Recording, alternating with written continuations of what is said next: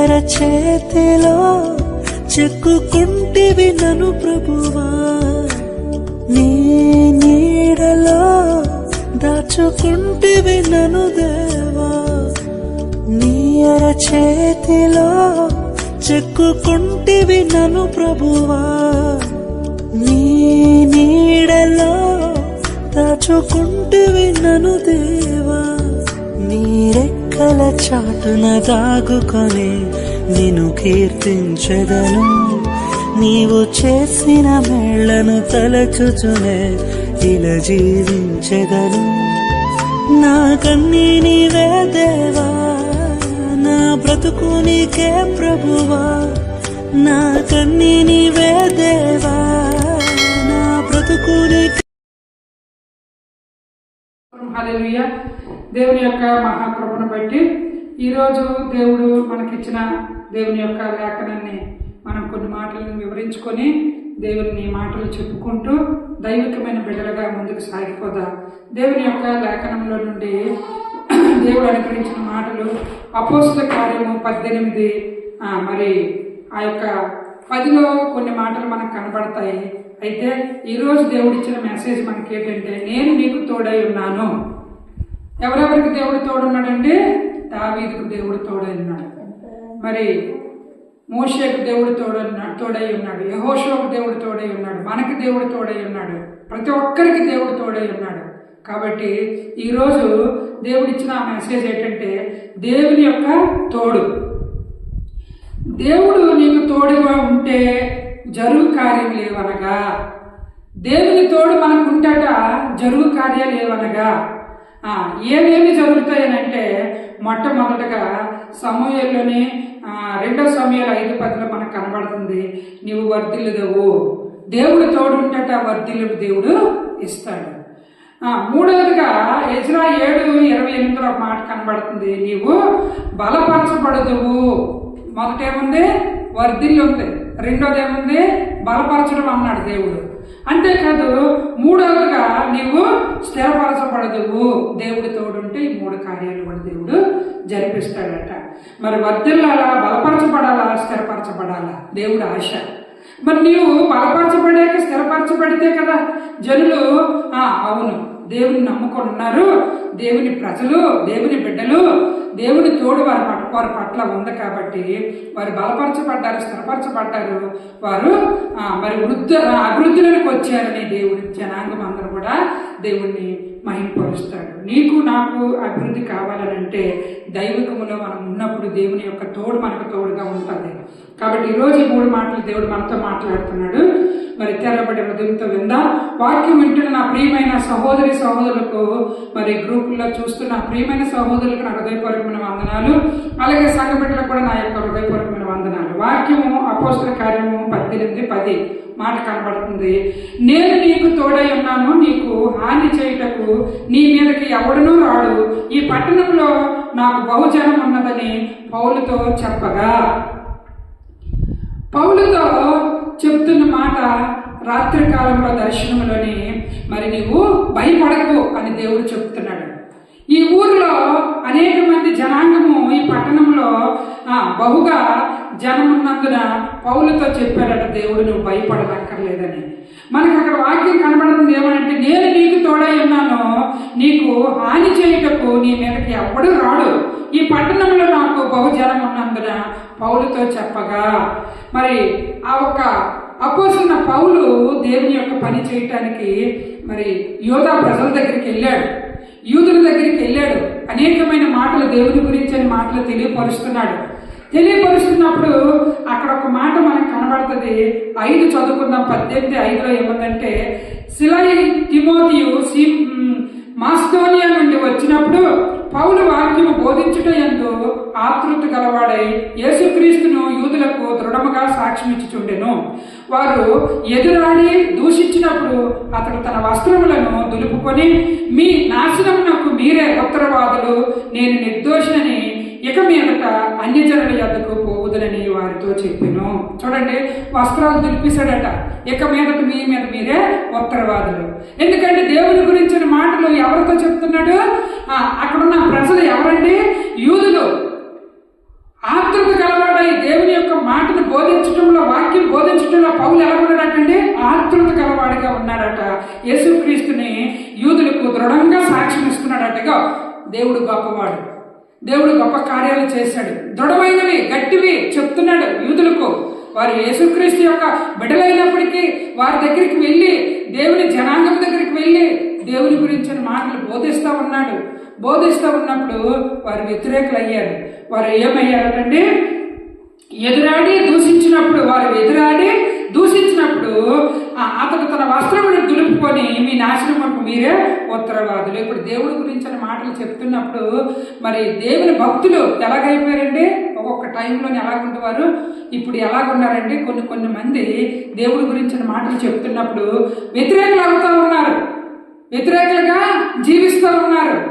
అలాంటి స్థలాల్లోని ఆ రోజుల్లో అపోస్తలుడు పౌలు చేస్తున్న టైంలో కూడా అలాంటి వ్యతిరేకులు ఎదురయ్యారు. అతను వాక్యంలోనే బోధించట్లో ఆతృత పడ్డాడట.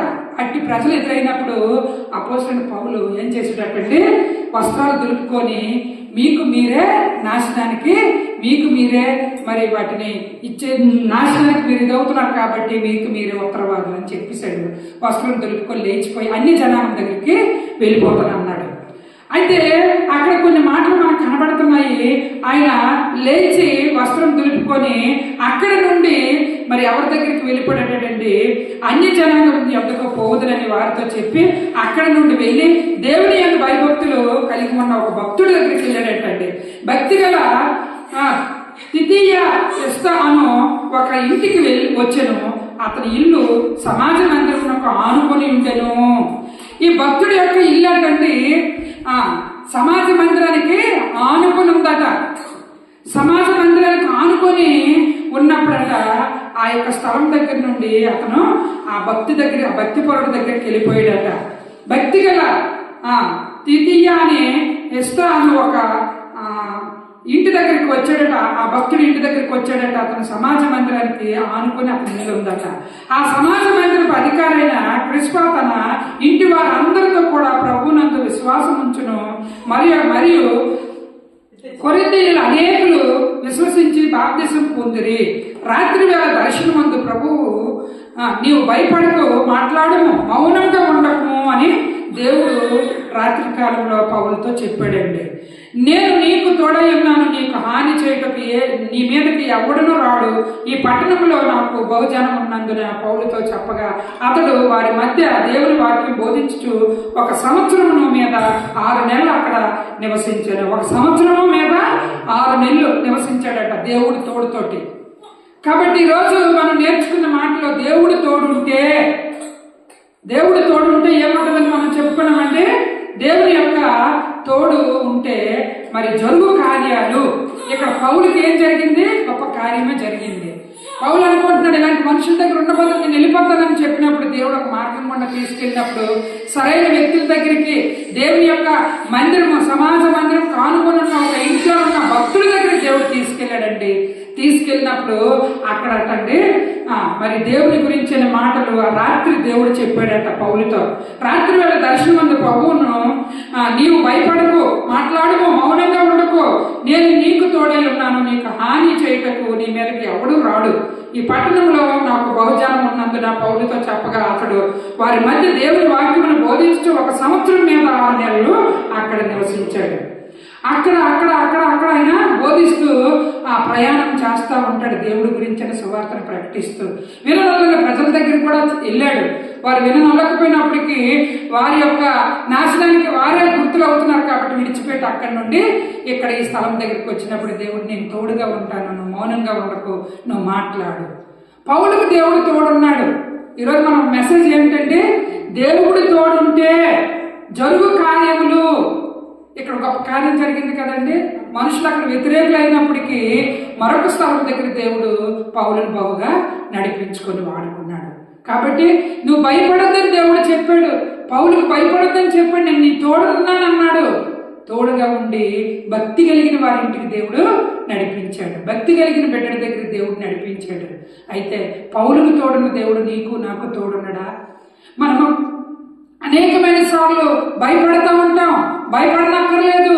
దేవుని యొక్క మాటలను మనము ప్రకటించడానికి, దేవుని యొక్క మాటలు మనము వివరించడానికి మనము భయపడనక్కర్లేదని దేవుని యొక్క లేఖనం సెలవిస్తుంది.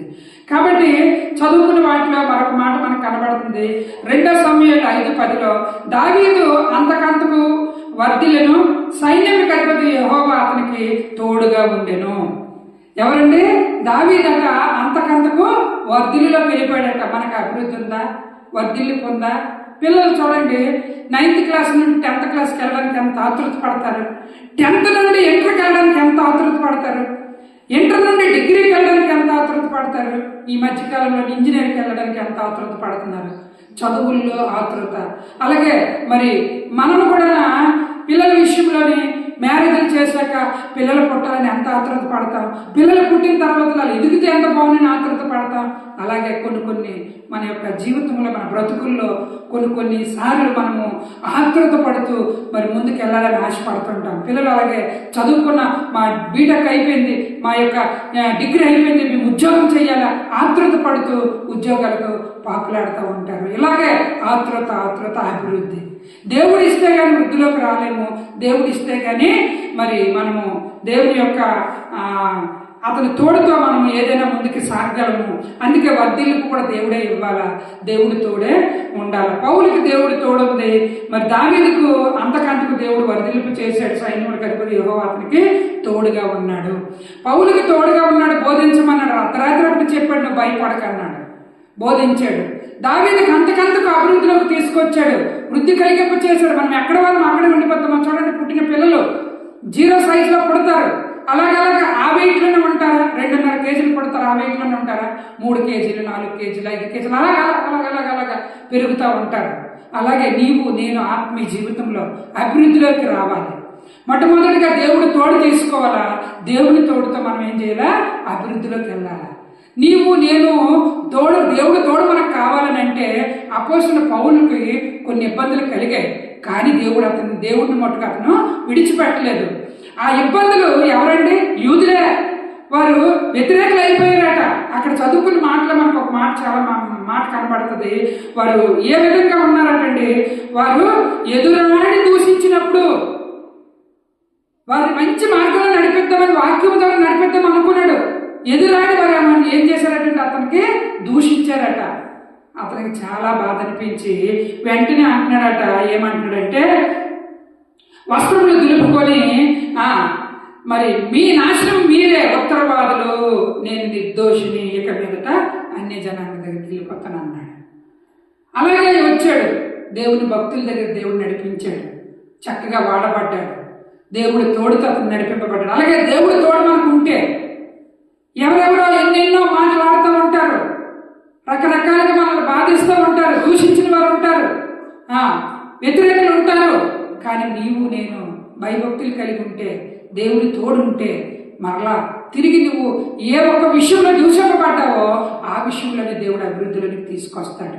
ఆ సత్యాన్ని మటుకు మనం మర్చిపోకూడదు, ఆ సత్యాన్ని మటుకు మనం విడిచిపెట్టకూడదు. నిజమే, పౌలు బోధించిన స్థలం దగ్గరే వ్యతిరేకులు అయ్యారు, కానీ మరొక స్థలం దగ్గర బోధించడానికి దేవుడు అవకాశం ఇచ్చాడు. అక్కడ 1 సంవత్సరము 6 మాసాలపై ఉన్నానని వాక్యం సెలవిస్తుంది. చూడండి, ఉండలేని ప్రదేశంలో కూడా ఉన్నట్లుగా దేవుడు చేయగలిగిన వాడు దేవుడు తోడుతో. ఇప్పుడు దేవుని యొక్క తోడు పౌలుకి తోడుగా ఉంది. దావీదు దగ్గరికి వచ్చినప్పటికీ దావీదు అంతకంతకు వర్ధిల్లినట. దేవుడు తోడుంటే వర్ధిల్లికి వస్తుంది. వర్ధిల్లాడంటే దావీదు వర్ధిల్లుతూ మరి చదువుకున్న దాంట్లో మరి కొన్ని మాటలు మనకు కనబడుతుంటాయి. మరి దేవుని ప్రజలుగా మరి దేవుని యొక్క ఆజ్ఞలను మనం అనుసరించి నడుచుకున్నప్పుడు దేవుడు తోడు ఉంటుంది. యెషయా 7:28 ఒక మాట కనబడుతుంది, నా దేవుడైన యెహోవా హస్తం నాకు తోడుగా ఉన్నందున నేను బలపరచబడి నాతో కూడా వచ్చుటకు ఇశ్రాయేలు ప్రధానులను సమకూర్చుకున్నాడట. ఇశ్రాయేలు ప్రజల ప్రధానులు సమకూర్చుతుని అని వాక్యం మనకు కనబడుతుంది. నా దేవుడైన యెహోవా హస్తము నాకు తోడుగా ఉన్నందున నేను బలపరచబడ్డాను. దేవుడి తోడుతో ఏం చేయాలండి? మనం వర్ధిల్లాలి. దేవుని తోడుతో మనం ముందుకు నడవాలా. దేవుని తోడుతో దేవుని హస్తం మనల్ని బలపరచాలండి. మరి ఇలాగ ఎజ్రాకి దేవుడు మరి నా హస్తముతో బలపరిచాడట. మరి నాతో కూడా వచ్చుటకు ఇశ్రాయేలు ప్రధానులను సమకూర్చాడట దేవుడు. మరి ఎజ్రాతో రావడానికి ఇశ్రాయేలు సమాజంలో ఉన్న పెద్దలు ప్రధానుల్ని దేవుడు సమకూర్చాడట. దేవుడు తోడుంటే ఎలాంటి ఎట్టివారైనా దేవుడి గురించి అయిన మాటలు చెప్పినప్పుడు నీకు తోడుగా ఉండి దేవుడు అలాంటి ప్రజలను ముందుకు నడిపిస్తానని వాక్యం సెలవిస్తుంది. కాబట్టి ఇశ్రాయేలు ప్రధానులను సమకూర్చుకోగలిగాడట. దేవుని బిడ్డలుగా మనం సమకూర్చాలనంటే, దేవుని వైపుకు నడిపించాలనంటే దేవుడి తోడు మనకి ఎంతైనా అవసరము. దేవుని తోడుంటే మన కలుగు కార్యాలు, దేవుని తోడుంటే జరుగు కార్యాలు. కాబట్టి చివరికి ఒక మాట చదువుతాము. మొదటి రాజులు 11:38 నేను నీకు ఆజ్ఞాపించినది అంతయు నీవు విని నా మార్గములను అనుసరించి నడుచుచు నా దృష్టికి అనుకూలమైన దాన్ని జరిగించిన నా సేవకుడైన దావీదు చేసినట్లు నా కట్టడలను నా ఆజ్ఞలను గైకొని అగల నేను నీకు తోడుగా ఉండి దావీదు కుటుంబమును శాశ్వతముగా నేను స్థిరపరిచినట్లు నిన్నును స్థిరపరిచి ఇశ్రాయేలు వారి మీద నీకు అప్పగించుదను. దావీదు యొక్క కుటుంబాన్నట, దావీదు యొక్క మరి శాశ్వతముగా స్థిరపరిచాడట దేవుడు కుటుంబాన్ని. కాబట్టి నీ కుటుంబము నా కుటుంబము శాశ్వతముగా స్థిరపరచబడాలనంటే దేవుడి తోడు మనకు అవసరము. మరి దేవుని ఆజ్ఞలు మనకు అవసరము, దేవుడు కట్టడలు మనకు అవసరము. కట్టడలు ఆజ్ఞలు మనం అనుసరించినప్పుడు దావీదు కుటుంబానికి శాశ్వతమైన మరి దేవుడు తోడునిచ్చి స్థిరపరిచినట్లు నిన్నును స్థిరపరిచి ఇశ్రాయేలు వారిని నీకు అప్పగిస్తానని దేవుడు చెప్పిన మాట. ఇశ్రాయేలు ప్రజలు దేవుడు దావీదుకి అప్పగించాడు. దావీదు ఎవడు? మునుపు ఎవరైనా గొర్రెలు కాసుకున్నాడు. చాలా మంది దావీదా చూడ్డానికి పొట్టిగా ఉంటాడు కదా అనుకున్నారు. కానీ గొర్రెలు కాసుకున్న ఆయనే మరి దేవుడు ఉన్నతముగా నడిపించి దేవుడు తోడునిచ్చి కుటుంబాన్ని కూడా దేవుడు స్థిరపరిచాడట. శాశ్వతంగా స్థిరపరచాలని వాక్యం సెలవిస్తుంది. దేవుని యొక్క స్థిరమైన జీవితం కలిగి మనం ఉండాలంటే, మన కుటుంబాలు కూడా స్థిరముగా ఉండాలని అంటే దేవుడు తోడు అవసరము. దేవుడు తోడు కావాలంటే దేవుని దగ్గర ప్రార్థన అవసరం. మనం వెళ్ళ దేవుని దగ్గర భక్తి కలిగి భావం కలిగి మోకరించి ప్రార్థన చేస్తే దేవుడు తోడునిస్తాడు. మనం నమ్ముకున్న దేవుడు నమ్మదగిన వాడు. దేవుడు సహాయం చేస్తాడు, వృద్ధిలోనికి నడిపిస్తాడు. మొదటి రాజులు 11:34 మాట కనబడుతుంది. రాజ్యము వాని చేతిలో నుండి బొత్తిగా తీసివేయక నేను కోరుకున్న నా సేవకుడైన దావీదు నా ఆజ్ఞలను అనుసరించి నా కట్టడలను అనుసరించను గనుక దావీదును జ్ఞాపకం చేసుకొని అతన్ని దినములన్నీ అతన్ని అధికారిగా ఉండనిత్తును. ఆయన దినాలన్నీ కూడా అధికారిగా ఉండనిస్తాను అంటున్నాడు. దేవుడు అధికారిగా ఉంచాలనంటే దావీదు యొక్క భక్తి, దావీదు యొక్క ప్రార్థన అనుభవం మనము కూడా కలిగిన వారిగా ఉండాలని దేవుడు ఈరోజు ఆశిస్తున్నాడు. కాబట్టి దేవుని మాటలు నేర్చుకున్న మనము మరి పౌలుకి దేవుడు తోడై ఉన్నాడు. నీ అర్ధరాత్రి వేళప్పుడు దేవుడు చెప్తున్నాడు, నేను నీకు తోడుగా ఉన్నాను, నీకు ఏ హాని చేయటం నీ మీదకి ఎవడను రాడు, ఈ పట్టణంలో నాకు బహుజనం ఉన్నారు పౌలుతో చెప్పాడటండి. అప్పుడు ఆయన చక్కగా సంవత్సరం నుంచి 6 మాసాలు దేవుని మాటలను బోధిస్తూ ఆ స్థలం దగ్గర ఉన్నట్లుగా మనకు మాటలు కనబడుతున్నాయి. కాబట్టి దావీదు కంటకు దేవుడు వర్ధిల్లుపునిచ్చాడు. దేవుడు తోడు వర్ధిల్లుపు. మరి ఇక్కడ చదువుకున్న దాంట్లోనే ఎజ్రాలని చదివిన దాంట్లో ఏమనంటే, దేవుని యొక్క నా దేవుడైన యెహోవా హస్తం నాకు తోడుగా ఉన్నందున నేను బలపరచబడ్డాను. నేను బలపరచబడిన తర్వాత నాతో కూడా వచ్చుటకు ఇశ్రాయేలు ప్రధానులను సమకూర్చితిని. దేవుడు అంటున్నాడు. మరి ఇదిగో దేవుడి దగ్గర ఎజ్రాను కూడా దేవుడు బలపరిచాడు. అంతేకాదు ఇశ్రాయేలు ప్రజలందరినీ కూడా ఆ ప్రధానుల్ని వారితో వెళ్ళడానికి దేవుడు సమకూర్చాడు. బలపరిచిన దేవుడు, సమకూర్చిన దేవుడు. మరి ఇక్కడ చదువుకున్న దాంట్లోనే దావీదు విషయంలో కూడా దేవుడు గొప్ప గొప్ప కుటుంబంలో కూడా శాశ్వతమైన స్థిరమైన ఆ ఒక గొప్ప కార్యాలు దేవుడు చేశాడు. నీ కుటుంబంలో నా కుటుంబంలో కూడా స్థిరమైన కార్యాలు చేయాలనంటే దేవుడి తోడు మనకు అవసరము. దేవుడి తోడు మనకు అవసరం. అంతేకాదు ఒక చోట అంటున్నాడు, దావీదును జ్ఞాపకం చేసుకుని అతన్ని దినములన్నీ అతన్ని అధికారిగా ఉండనిస్తాను అన్నాడు. దినాలన్నీ కూడా దేవుడు అధికారంగా ఉండనిస్తాడట. దేవుడికి అసాధ్యమైనది ఏదీ లేదు. దేవుడి తోడుని మనం వెతికితే ఒక అధికారం కూడా దేవుడే ఇస్తాడు. కాబట్టి ఈరోజు మనం నేర్చుకుందాం, తెరబడే హృదయంతో మనం విందాం. దేవా, నీ తోడు పౌలుకి ఇచ్చావు, అభివృద్ధిలో దావీదుని తీసుకొచ్చావు. ఎజ్రా చదువుతుంటుండగా ఆ భక్తుడిని నీవు ఒక మరి ఇశ్రాయేలు ప్రధానుల మధ్యలో కూడా తోడునిచ్చి నడిపించావు. మరి ఇక్కడ చూసుకుంటే దావీదు యొక్క కుటుంబానికి శాశ్వతంగా స్థిరపరిచావు. మమ్మల్ని కూడా స్థిరపరచండి, మమ్మల్ని కూడా అభివృద్ధి పరచండి. మీ తోడు మాకు అవసరమయ్యా. మీ తోడు ఉంటే మేము స్థిరులం అవుతాం, స్థిరపడతాం, బలపరచబడతాం, ధైర్యపరచబడతాం. నీ తోడు అవసరం ఆయన. కళ్ళు మూసుకుందాం, ప్రార్థన చేసుకుందాం. దేవుడి తోడుతోటి మనం ముందుకు సాగుదాం. కళ్ళు మూద్దాం. స్తోత్రం.